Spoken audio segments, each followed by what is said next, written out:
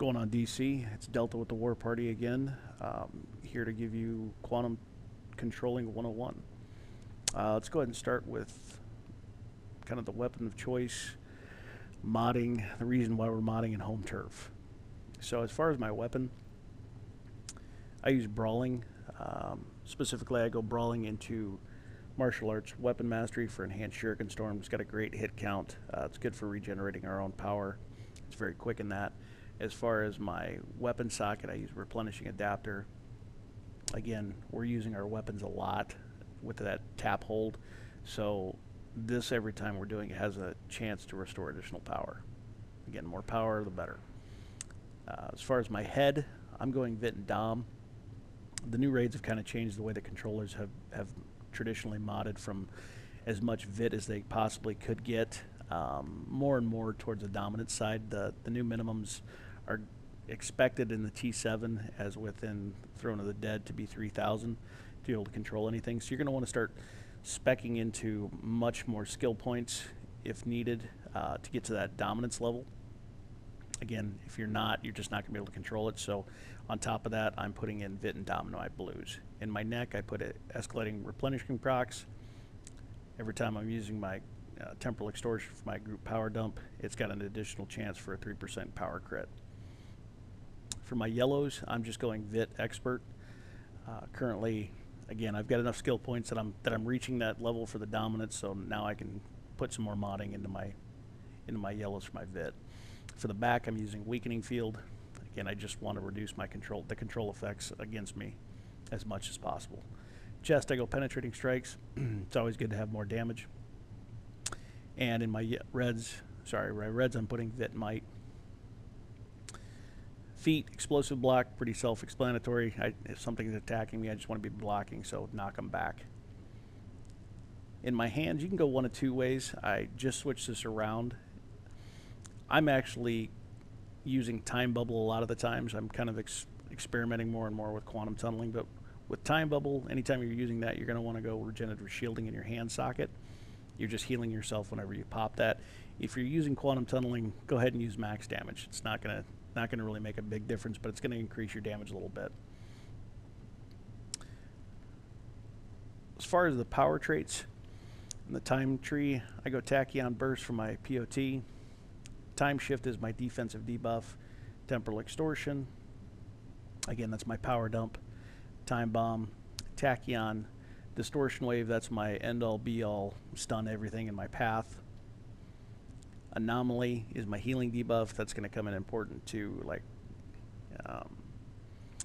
the Cerberus room in Hall of Hades, anything that needs a healing debuff. And then Quantum Tunneling. Quantum Tunneling is an aggro dump and also a teleport move that's exclusive to Quantum, so you can get in for a few seconds. You won't take any damage, but more importantly, you can get someplace quick for a pickup, and with the aggro dump, everything just kind of leaves you alone. Space Tree, Gravitonic Field, Einstein's Ray for a pull should you need it, and my superchargers, Event Horizon. Iconic powers, Weapons Expert, Tactical Genius, Intimidating Gaze, and Wisdom of Solomon. As far as my loadout, Tachyon, Distortion Wave, Quantum Tunneling, Time Shift, Temporal, Event Horizon. Again, I always use one power as a trade-out power, so I can move that in and out for different raids and different needs. Distortion Wave is my general, but I do switch that out from time to time with Anomaly if I'm going to need a healing debuff, or if I need a pull, I can use Einstein's Ray. One of the biggest things that quantum controllers do wrong, guys, is they just pop in before the tank grabs the ads. There might be ads all over the place, and they pop a distortion wave, and they think, ooh, that's really fun, it's cool. Problem that you're going to give is to the tank, they can't pull anything on that because it's a hard route and it's a stun. So make sure you let the tank take over and get the ads even before you pop your POT. Because again, that POT is a hard stun. They can't pull anything when you got that, so make sure you're doing that. Most of the time the tank's going to jump in, he's going to take care of business. I'm going to go ahead and do a weapon mastery into my POT. So it's just a tap hold. There you go. As far as the group's done, very simple. Same thing, you're going to use distortion wave. And you'll notice everything gets popped. One of the things that you want to kind of make sure that you are doing is, again, you're continuing to dump power when you're putting your debuffs and everything else out. So, just kind of a little quick tip. You can do something as simple as just going time shift and clip it with temporal extortion. Again, you're just trying to get that power out as fast as you can. Also hold some of the adds, but get that defensive debuff down on lieutenant NPCs and bosses. So, real simple. You just weapon mastery into time shift and clip that with your temporal extortion. It looks something like this.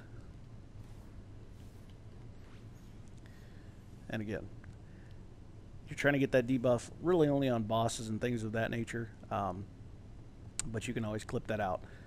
As far as my trinket belt, pretty simple. I'm just using a trinket boost for my VIT. I'm using a sidekick for additional power and shielding. Again, I'm just looking for survivability. A supply drop, it's going to boost the DPS's damage. It's also going to heal. And a orbital strike for additional damage. So that's really about it. If you have any questions, please put it in the comments section below. Other than that, click like. Thanks.